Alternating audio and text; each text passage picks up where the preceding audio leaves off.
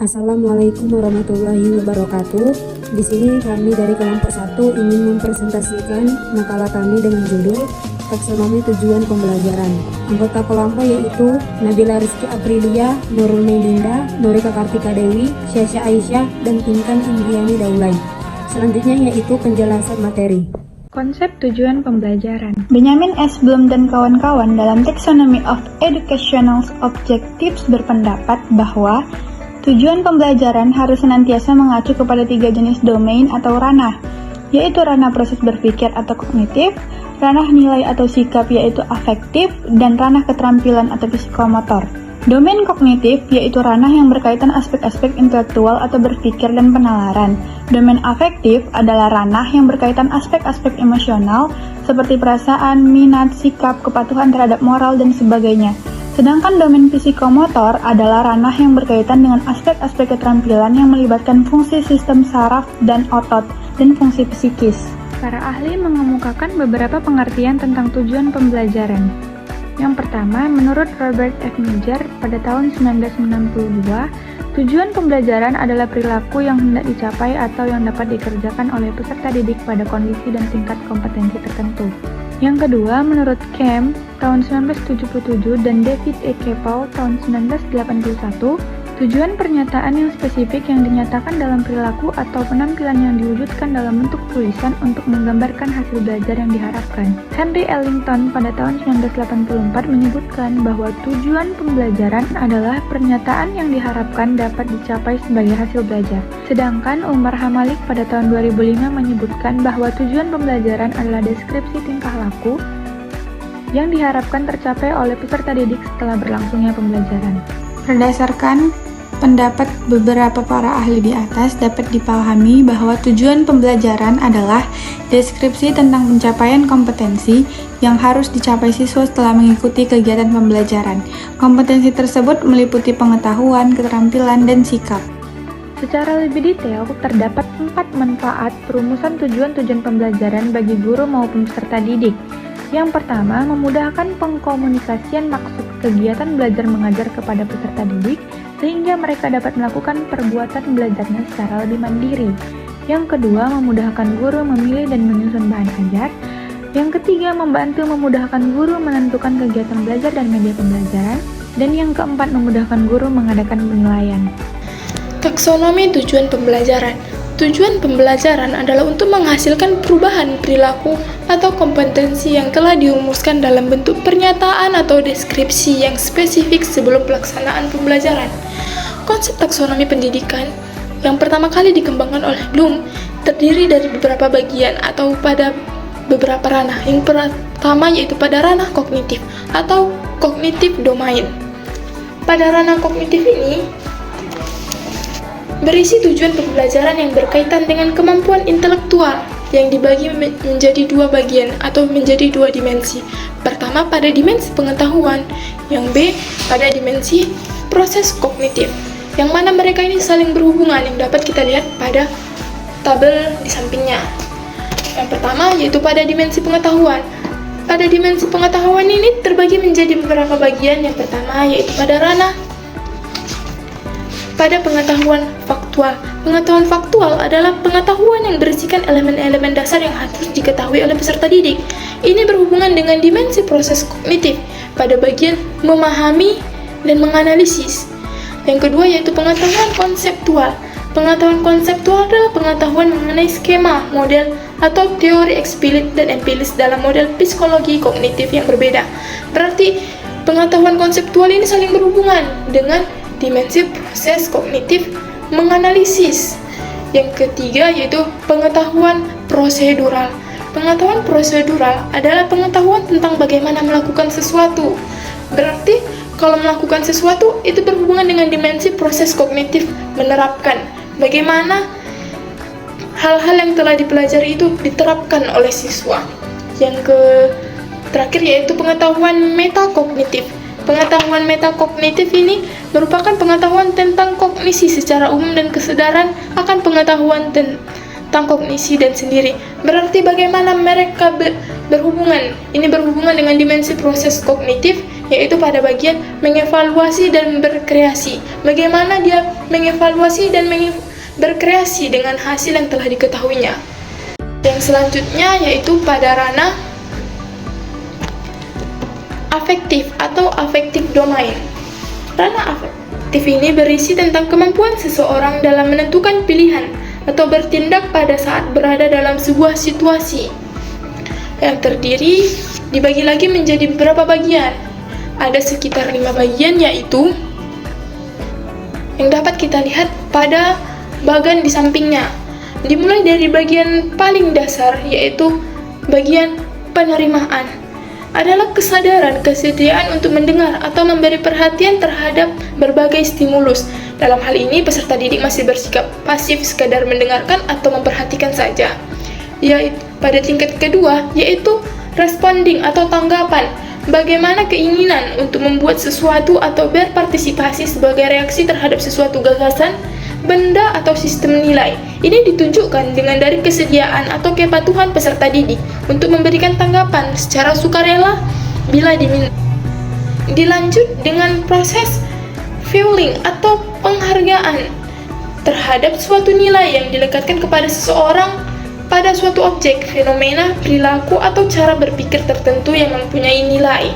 Penghargaan ini berkisar dari penerimaan sederhana sehingga komitmen yang lebih kompleks yang ditunjukkan dalam bentuk perilaku peserta didik yang sering dapat diindikasi.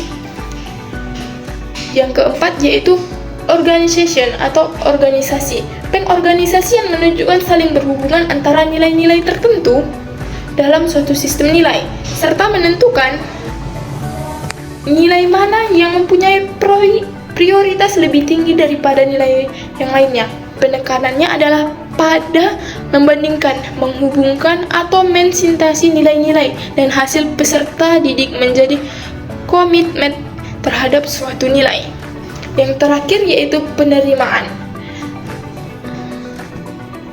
Yang terakhir yaitu characterization atau karakterisasi adalah yang berhubungan dengan perorganisasian atau pengintegrasian nilai-nilai ke dalam sistem nilai pribadi menjadi sistem nilai yang mengontrol perilaku peserta didik. Perilaku itu meresap, konsisten, dapat diprediksi, dan paling penting menjadi karakter peserta didik. Secara hierarkis, tingkat domain afektif yang tersebut dapat digambarkan dari perilaku siswa tersebut. Konsep taksonomi pendidikan yang terakhir yaitu pada ranah psikomotorik atau psikomotor domain. Ranah psikomotorik adalah aspek pembelajaran yang berhubungan dengan keterampilan skill atau psikomotor yang meliputi gerakan fisik, koordinasi, dan penggunaan keterampilan area motorik. Pengembangan keterampilan ini memerlukan latihan yang dapat diukur dari segi kecepatan, ketepatan, jarak, prosedur, atau teknik dalam pelaksanaannya. Ranah psikomotorik ini terbagi menjadi beberapa level. Yang pertama yaitu pada level imitasi adalah kemampuan mengamati atau meniru perilaku orang lain. Yang selanjutnya itu manipulasi. Manipulasi adalah kemampuan untuk melakukan tindakan atau tugas-tugas tertentu dengan memori atau mengikuti instruksi dan berlatih. Yang ketiga yaitu presisi. Presisi adalah penyempurnaan untuk menjadi lebih tepat. Meskipun beberapa kesalahan masih terlihat, tetapi performa menjadi lebih tepat dan lebih halus. Yang keempat yaitu artikulasi. Artikulasi adalah melibatkan kemampuan untuk beradaptasi dan mengintegrasikan beberapa tindakan untuk mengembangkan metode untuk memenuhi persyaratan yang bervariasi dan baru. Yang terakhir yang kelima yaitu naturalisasi. Naturalisasi adalah kemampuan untuk memiliki kinerja tingkat tinggi yang alami tanpa perlu banyak berpikir, kemampuan untuk melakukan tindakan secara otomatis, intuitif, atau tidak sadar. Peserta didik dapat melakukan suatu atau lebih keterampilan dengan mudah, membuat keterampilan itu otomatis dalam pikiran mereka sehingga mereka dapat melakukannya secara refleks.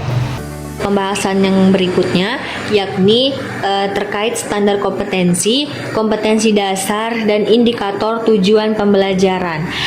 sejak diterapkannya kurikulum berbasis kompetensi, dikenal beberapa istilah yang senantiasa itu berhubungan dengan pembelajaran, yaitu standar kompetensi atau SK, kompetensi dasar atau KD, dan indikator tujuan pembelajaran yang menunjukkan seberapa jauh tingkat penguasaan peserta didik terhadap materi yang dituntut oleh kurikulum. Jadi, ketiga istilah ini itu tidak dapat dipisahkan dari peristiwa belajar dan pembelajaran di sekolah, baik ketika menyusun rencana pembelajaran, proses pembelajaran, maupun ketika melakukan evaluasi pembelajaran, maupun ketika juga melakukan evaluasi pembelajaran. Nah, pembelajaran di sekolah itu selalu mengacu pada istilah standar kompetensi, kompetensi dasar, kompetensi inti, dan kompetensi dasar atau KIKD. Selanjutnya, menurut Badan Profesi Sertifikasi Profesi, kompetensi itu adalah pengetahuan standarisasi kemampuan kerja setiap individu yang mencakup aspek keterampilan. Nah, jadi dengan kata lain, istilah kompetensi ini dapat dimakna yakni sebagai kemampuan untuk melaksanakan atau melakukan sesuatu pekerjaan atau tugas tertentu yang dilandasi atas keterampilan dan serta didukung oleh setiap sikap kerja. Nah, jadi kemudian dapat dijadikan dasar untuk menilai keberhasilan pembelajaran dan juga sebagai tolak ukur penguasaan peserta didik terhadap suatu materi pelajaran atau pokok bahasan tertentu. Nah, yang pertama itu adalah standar kompetensi. Jadi standar kompetensi sendiri ini itu adalah deskripsi kualifikasi kompetensi peserta didik yang mencakup pengetahuan, keterampilan, dan sikap yang harus dikuasai setelah peserta didik pada materi pelajaran tertentu. Nah, jadi kompetensi dasar yang sudah ditetapkan dalam kurikulum itu menjadi acuan bagi guru untuk menentukan arah proses pembelajaran ini kemana.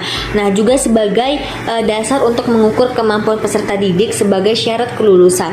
Jadi guru itu juga harus mempunyai kompetensi profesional agar terlihat dalam pelaksanaan tugas dan tanggung jawabnya. Nah, yang kedua itu adalah kompetensi dasar. Jadi kompetensi dasar ini itu adalah pengetahuan, keterampilan, dan sikap minimal yang harus dicapai oleh peserta didik untuk menunjukkan bahwa peserta didik itu telah menguasai standar kompetensi yang telah ditetapkan. Jadi kelengkapan dari standar kompetensi atau ini adalah kompetensi dasar dan indikator. Jadi kompetensi dasar itu merupakan penjabaran dari standar kompetensi. Yang ketiga itu adalah indikator. Nah, indikator itu adalah induksi yang menjadi tanda telah tercapainya kompetensi dasar yang tadi sudah dijelaskan. Jadi tanda ini terlihat dari perubahan perilaku yang dapat diukur yang mencakup pengetahuan kognitif, sifat, sikap, dan keterampilan. Jadi indikator ini adalah penjabaran dari kompetensi dasar yang menunjukkan tanda-tanda perbuatan atau respon yang dapat dilakukan atau ditampilkan oleh peserta didik. Nah, dalam kaitannya dengan evaluasi pembelajaran, khususnya penilaian hasil belajar, jadi indikator ini mempunyai manfaat. Itu manfaatnya itu yang pertama bermanfaat bagi guru. Nah, ini jelas harus bermanfaat bagi guru kan. Jadi dalam mengembangkan kisi-kisi penilaian yang dilakukan melalui tes seperti tes ulangan harian, ulangan tengah semester, ataupun ulangan akhir semester, ataupun maupun tes praktik. Jadi ini merupakan penilaian dari proses pembelajaran. Yang kedua itu adalah bermanfaat bagi peserta didik. Jadi peserta didik ini dalam mempersiapkan dirinya itu mengikuti penilaian tes maupun non tes. Jadi dengan demikian peserta didik itu dapat melakukan self assessment untuk mengukur kemampuan diri dia sebelum mengikuti penilaian sesungguhnya. Nah, yang ketiga itu bermanfaat bagi pimpinan sekolah. Jadi jelas ya, ini bermanfaat bagi pimpinan sekolah dalam memantau dan mengevaluasi keterlaksanaan pembelajaran penilaian di kelas. Yang keempat itu bermanfaat bagi orang tua dan masyarakat. Jadi ini dalam upaya mendorong mencapai kompetensi peserta didik agar lebih maksimal gitu. Jadi merumuskan atau menjabarkan kompetensi dasar ini ke dalam indikator itu adalah tugas dan tanggung jawab seorang guru. Jadi supaya indikator ini dapat menjadi acuan penilaian, jadi harus dirumuskan menggunakan kata kerja. Nah, di sini saya akan membahas tentang merumuskan tujuan pembelajaran. Nah, pengertian dari tujuan pembelajaran itu sendiri adalah tujuan yang harus dicapai oleh peserta didik pada akhir proses pembelajaran. Tujuan pembelajaran itu menggambarkan pengetahuan dasar, sikap, dan keterampilan yang kita inginkan dikuasai oleh peserta didik dari materi yang kita ajarkan. Nah, penyusunan tujuan pembelajaran itu merupakan tahapan penting dalam rangkaian pengembangan desain pembelajaran. Karena dari tahap inilah ditentukan apa dan bagaimana harus melakukan tahap lainnya. Jadi apa yang kita rumuskan dalam tujuan pembelajaran itu menjadi acuan atau patokan untuk menentukan jenis materi, strategi, metode, serta media yang akan kita gunakan dalam proses pembelajaran. Nah, yang kedua akan kita bahas itu adalah komponen ABCD dalam rumusan tujuan pembelajaran. Yang pertama itu ada audiens atau peserta. Nah, audiens ini tuh adalah salah satu unsur pokok dalam perumusan suatu tujuan pembelajaran. Nah, maksud dari istilah audiens dalam konteks di sini itu adalah peserta didiknya. Jadi, audiens itu merupakan subjek sekaligus objek dalam pembelajaran. Nah, keterangan mengenai kelompok peserta didik yang akan menjadi sasaran pembelajaran itu harus dijelaskan secara sespesifik mungkin. Contohnya dari audiens ini tuh siswa, mahasiswa, murid, peserta didik, dan sebagainya. Nah, yang akan kita bahas yang kedua itu ada behavior atau perilaku. Nah, behavior itu adalah perilaku yang dapat diamati sebagai hasil belajar. Maksudnya di sini itu adalah perilaku yang harus ditunjukkan peserta didik setelah selesai mengikuti proses pembelajaran. Yang ketiga itu ada conditions atau kondisi. Nah, conditions ini tuh merujuk pada kondisi di mana peserta didik diharapkan dapat mencapai perilaku yang ditargetkan. Kondisi dapat juga diartikan sebagai suatu keadaan peserta didik sebelum dan sesudah melakukan aktivitas pembelajaran. Nah, contoh dari yang dapat digunakan untuk menunjukkan kondisinya itu adalah dengan cara mengamati, cara berdiskusi, menyimak penjelasan guru, dan melalui pengamatan lingkungan sekitar. Selanjutnya yaitu prinsip SMART dalam perumusan tujuan belajar.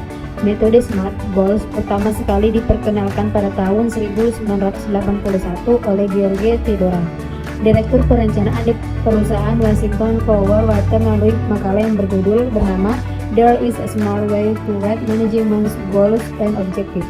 Kata SMART pada metode ini adalah akronim dari Specific, Measurable atau terukur, Achievable atau dapat dicapai, Relevant, dan Time-bound atau berbatas waktu. Metode SMART Goals terdiri dari 5 tahapannya itu. Yang pertama spesifik, berarti bahwa tujuan harus spesifik, konkret, rinci, terfokus, dan terdefinisi dengan baik. Dengan mempertimbangkan unsur 5W, misalnya what, why, who, where, when. Contohnya itu seperti apa yang ingin dicapai, kenapa itu penting untuk dicapai. Yang kedua yaitu measurable atau terukur. Maksudnya adalah tujuan yang telah ditetapkan dapat diukur apakah sudah dicapai atau belum. Maksud dari terukur adalah bahwa sumber dan cara pengukuran telah diidentifikasi. Tujuan terukur akan mampu menjawab minimal salah satu pertanyaan berikut ini. Bagaimana Anda mengetahui bahwa target tersebut telah tercapai? 3 yaitu achievable atau dapat dicapai. Maksudnya adalah tujuan harus realistis dan dapat dicapai. Perlu dipastikan bahwa tujuan yang kita tetapkan benar-benar bisa dicapai dengan pertimbangan waktu, tenaga, maupun biaya. Tujuan ini akan dapat menjawab pertanyaan seperti ini: bagaimana tujuan tersebut akan dicapai? Yang keempat yaitu relevan. Tahapan ini menekankan pentingnya membuat tujuan yang tepat. Tujuan harus mendapat atau selaras dengan tujuan-tujuan yang lain. Tujuan relevan akan memberikan sebuah pertanyaan seperti ini: apakah tujuan tersebut bermanfaat? Yang kelima yaitu time bound atau berbatas waktu. Tahapan ini menekankan pada penetapan batas waktu pencapaian tujuan atau adanya penetapan batas waktu pencapaian tujuan. Menetapkan batas waktu adalah penting dan harus realistis. Adanya tujuan dengan tenggat waktu yang telah ditetapkan akan dapat menjawabkan pertanyaan berikut ini: apakah sudah ada pertanyaan batas waktu? Berdasarkan uraian di atas dapat disimpulkan bahwa penerapan metode SMART Goals dalam merumuskan tujuan pembelajaran akan membantu kita untuk merumuskan tujuan pembelajaran yang spesifik dan mungkin untuk dicapai serta dapat diukur tingkat pencapaiannya. Pembahasan yang terakhir yaitu merancang tujuan pembelajaran matematika yang dapat diukur dan dievaluasi secara komprehensif melalui berbagai teknik penilaian berbasis taksonomi pembelajaran. Jadi rumusan masalah tersebut itu menekankan pada bagaimana merancang tujuan pembelajaran matematika yang terukur dan dapat dievaluasi dengan baik menggunakan taksonomi pembelajaran. Jadi berikut ada beberapa aspek yang dapat dipertimbangkan untuk merancang tujuan pembelajaran yang dapat diukur dan dievaluasi secara komprehensif yang kami paparkan. Yang pertama yaitu perumusan tujuan yang spesifik dan jelas. Jadi tujuan pembelajaran yang harus dirumuskan itu dengan jelas menggunakan kata kerja profesional yang sesuai dengan tingkatan dalam taksonomi pelajaran, misalnya taksonomi Bloom. Jadi kita dapat memastikan bahwa tujuan pembelajaran itu dapat diamati dan diukur. Nah, yang kedua itu adalah penggunaan taksonomi dalam penggunaan tujuan. Jadi maksudnya itu adalah menggunakan berbagai tingkatan dalam taksonomi pembelajaran untuk mencakup berbagai aspek kognitif, ya mulai dari pengetahuan dasar, pemahaman, penerapan, analisis, evaluasi hingga penciptaan. Nah, misalnya tujuan pembelajaran bisa mencakup kemampuan siswa untuk mengingat rumus matematika, menerapkan metode pemecahan masalah, hingga mengevaluasi solusi yang diberikan. Nah, yang ketiga itu adalah pemilihan teknik penilaian yang tepat. Jadi berbagai teknik penilaian itu seperti tes tertulis, proyek, penilaian kinerja, dan penilaian diri itu dapat digunakan untuk mengevaluasi pencapaian tujuan pembelajaran pada berbagai tingkatan kognitif. Jadi penilaian itu dapat disesuaikan dengan tingkatan kognitif dari taksonomi yang kita inginkan gitu. Nah, yang keempat adalah penilaian otentik dan kontekstual. Jadi penilaiannya itu seperti studi kasus atau tugas proyek yang relevan dengan situasi nyata yang memungkinkan siswa itu untuk menerapkan konsep matematika. Jadi dia ada outputnya gitu, memberikan kesempatan bagi evaluasi yang lebih mendalam. Nah, yang selanjutnya itu adalah evaluasi keterampilan pemecahan masalah dan berpikir kritis. Jadi tujuan pembelajaran yang terkait dengan kemampuan berpikir kritis itu dan pemecahan masalah itu harus dievaluasi dengan tugas yang menuntut siswa untuk menganalisis, mensintesis, dan mengevaluasi data atau masalah matematika yang lebih kompleks. Nah, dengan pendekatan ini tujuan pembelajaran matematika tuh dapat dirancang. Harapannya itu agar memenuhi kriteria SMART ya, yang dapat dievaluasi dengan berbagai teknik penilaian yang sesuai dengan taksonomi pembelajaran.